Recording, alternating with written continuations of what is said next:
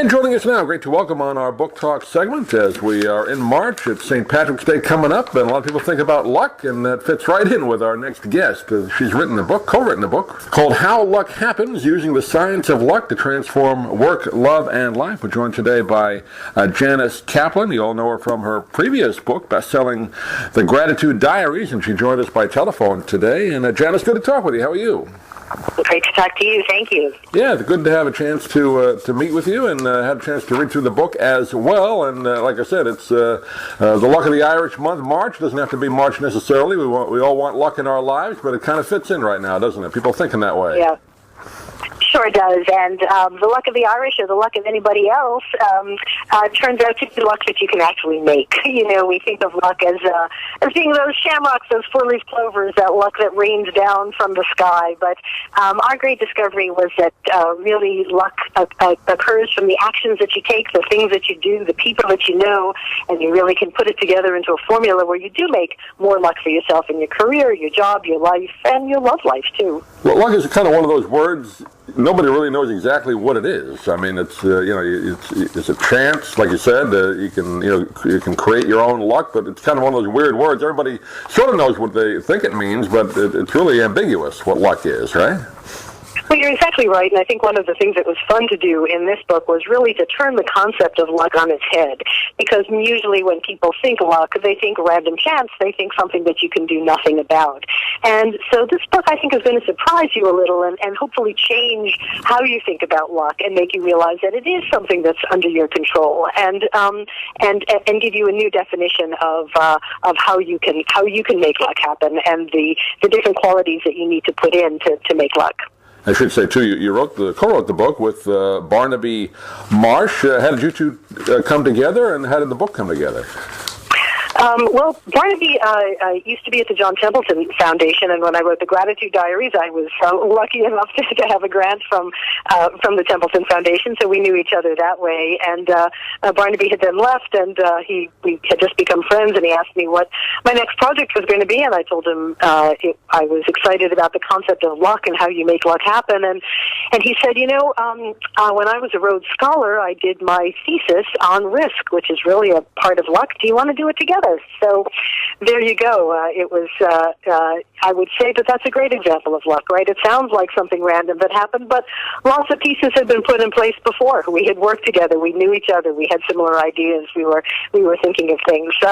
So I ended up writing the book in my voice and using Barnaby as my guide through to some of the scientific aspects of luck. Barnaby has an appointment at the Institute for Advanced Studies in Princeton. So we set up what we called our luck lab there. And looked at some of the algorithms and some of the science that actually makes luck very real.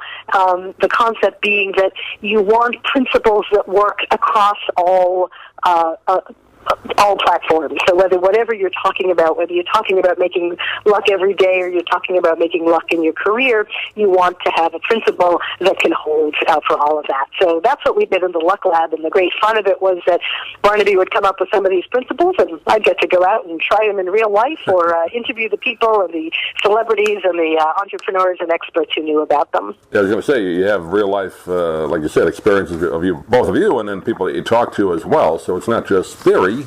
It's been put in practice, and people have proven the theories in many cases. Right. No, it's not theory at all. It's lots of stories from, Josh Groban, the big pop star, talking about how he had to recognize an opportunity and make the decision of whether something that's in front of you is an opportunity or not. In Josh's case, he was a fill-in singer at the Grammys, a rehearsal singer, and ended up being on the show and singing a duet with Celine Dion. He was a freshman in college at the time, and he was offered a recording contract after that. Well, that looks like a big lucky break, doesn't it? But he wasn't sure at the time. You don't always know at the moment when something happens whether that is a lucky break, whether that is the right opportunity. And so, great conversation with him about how you make that decision and how you decide whether or not you're going to go ahead with something. I didn't realize that was how he became famous. I always kind of, you knew he was there all of a sudden, but I didn't know that was his backstory until I read your book. That was interesting. Yeah, absolutely. And what always surprises me is that so many people like that do have backstories, do have the stories where they seem like they've come out of nowhere, right? Somebody suddenly appears on your TV screen and you think, wow, she must be the luckiest person in the world to have gotten that position. And then you find out all that went into it, all that somebody did and set up to make those things happen, and you start to understand that luck really often isn't random at all. Let's talk about some other types of luck. You mentioned, in business, being in the right place at the right time. But a lot of people always wonder, can I be lucky in love? I know you have a couple of chapters on that. Can you give a tip or two there?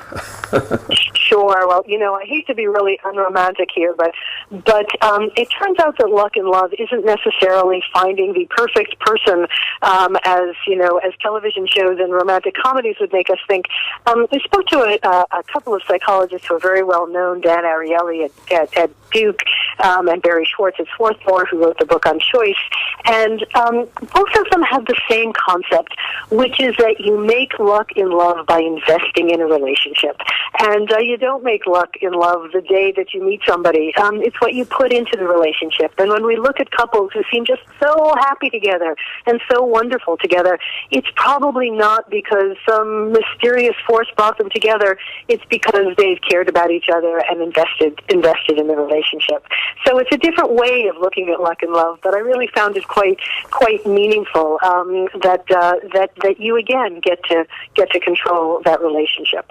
Yeah, you have to learn to stick with it when things maybe aren't going the way you want it to right away. Stay in there. Exactly right. Exactly right. And that's true in many categories. I have a chapter on the power of persistence and passion. And you want to give yourself as many at-bats as you possibly can, because the more chances you take on something, the more likely you are to get a hit, right? Sure. Let's say you're actually a mathematician gave me the example that if you're the kind of person who's going to if you're a terrible baseball player and you're going to hit 1 out of 100 balls, but you go up to bat 100 times, you're going to get that hit, right? And that's how you turn a 1% player into a 99% player. Both of you are getting that hit. One of you may just need more at bats than the other. So give yourself that opportunity. Don't give up on yourself. And sometimes you can make yourself look lucky that way. And you make a good point too. One of your chapters, I think a lot of people may give up, and everybody has that feeling once in a while that temporarily give in. But why bad luck can create good opportunities? Bad luck isn't necessarily bad all the time, right? That's right, and you need to, it's hard when you're in the midst of bad luck to be able to look at it and see what the opportunities are, but I love the story of Lee Child, who wrote the Jack Reacher thrillers, which were turned into the movies with Tom Cruise. Right. And I knew Lee when I was editor of Parade, and Lee told me the wonderful story that he had been a television director in London for a dozen years when he was younger, and he thought he was going to have that job forever, and he loved having that job. Then there was a change in management. He got fired. He had a wife. He had a kid. He had a mortgage. He had a car he had to pay for.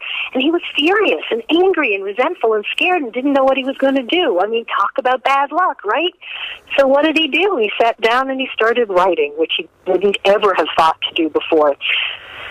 As he pointed out, when you're in the midst of that situation, you don't know that you're going to turn out to be Lee Child. You don't know that you're going to turn out to be one of the biggest selling authors in the world. But you have to give yourself that opportunity. You have to say, here I am in this situation. What can I do? How can I make this possible? And I think if you have that perspective, if you have that positive view, it really can make a huge difference in turning bad luck into good luck. And the name of the book, How Luck Happens, Using the Science of Luck to Transform Work, Love, and Life. And we've been talking with Janice Kaplan today. Great inspirational book. I enjoyed reading it, Janice. Do you have a website you can direct people to, get more information? Absolutely. Well, they can buy the book on Amazon, Barnes & Noble, or their favorite local bookstore, and I'm at JaniceKaplan.com or HowLuckHappens.com or Gratitude Diaries. Great. We'll also put a link on our website as well. But, Janice, great talking to you. Hopefully we can do it again. Thanks for being with us today. Thanks. A real pleasure. Great to talk to you. I'm Stan Brock. 30 years ago, I formed Remote Area Medical to help people overseas. But then we found generations of families in America isolated by poverty from the health care they need. Together, we can take dental, vision, and medical help to 1 million adults and their kids, right here at home in the United States of America. If you'd like to order the book we're talking about, please go to DougMilesMedia.com and enter the author's name in the Amazon search box. Thank you for listening. Please come back soon for more conversations here at DougMilesMedia.com. This has been a presentation of Doug Miles Media, all rights reserved. You can listen to or download previous programs at iTunes, Stitcher.com, or DougMilesMedia.com.